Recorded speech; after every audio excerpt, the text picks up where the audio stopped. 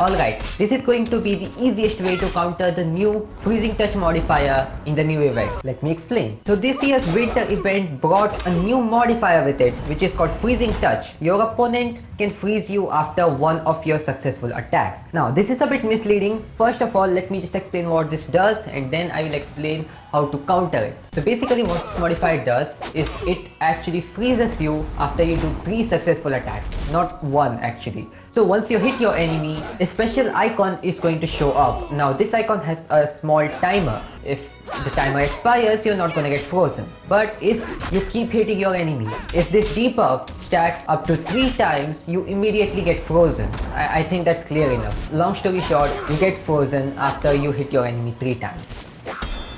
Now, the easiest way to counter this modifier is to do as much damage as possible in as less hits as possible. And I think I found the perfect set to counter this modifier. First and foremost, you need a Herald's helmet. Any Herald's helmet will do just fine. And the perks I'm using on this Herald's helmet are going to be vaporization and amplification, 2 perks which are going to give you a lot more damage. Alright, now when it comes to an armor, you want to be using Dynastian armor. And the reason is the poison skin perk. So if you do get hit, which won't happen too many times if you're using this strategy, you want to be poisoning them as much as possible. So even if you do get hit, you're gonna poison them. So the idea is to use some sort of a damage reflecting perk, which is going to be poison skin for the dynasty. Except that I am using break so I can heal a bit, and strict master just because of the reason that there are no other perks that are useful. You can use flurry, but it's not going to be useful since you can't maintain a combo on them. You're just going to get frozen. Now my second preference is going to be a legion armor because it also has a damage reflecting perk which is damage return.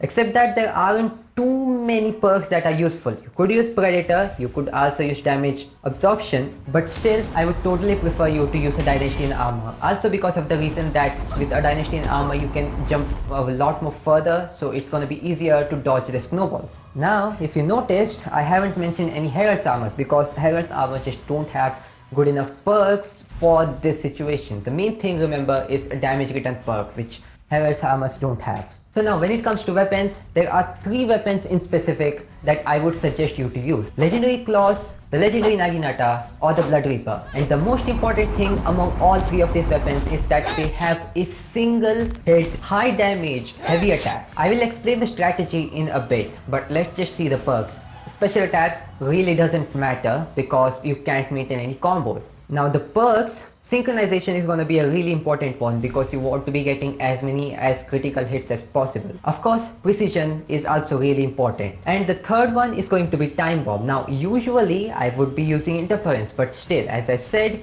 combos don't really matter in this case, so you just use time bomb. Now the last thing is electromines. Now these are going to be the most important ones for this fight. Electromines are important.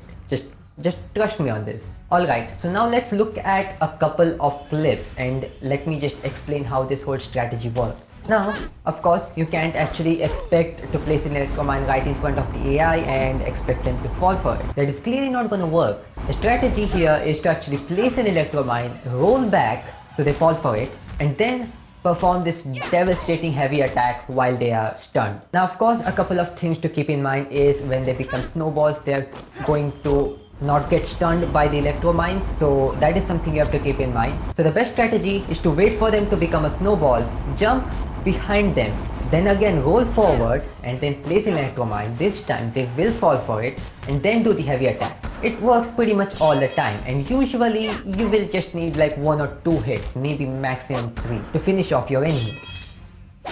So one more trick you can do is to actually jump behind them when they become a snowball and then immediately do a heavy attack. Now you have to time it perfectly so it hits them when they come out of the snowball form. No electromines needed.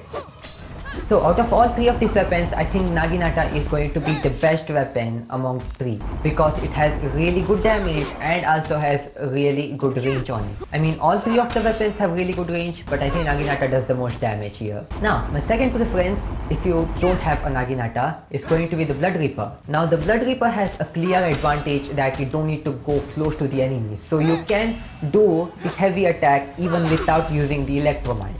And I think the third preference is going to be Claws, if you don't have both Naginata and the Blood Reaper. I hope this video helped. If you did, like this video, subscribe to the channel, and also check out these videos on the screen. And I will see you next video. Goodbye.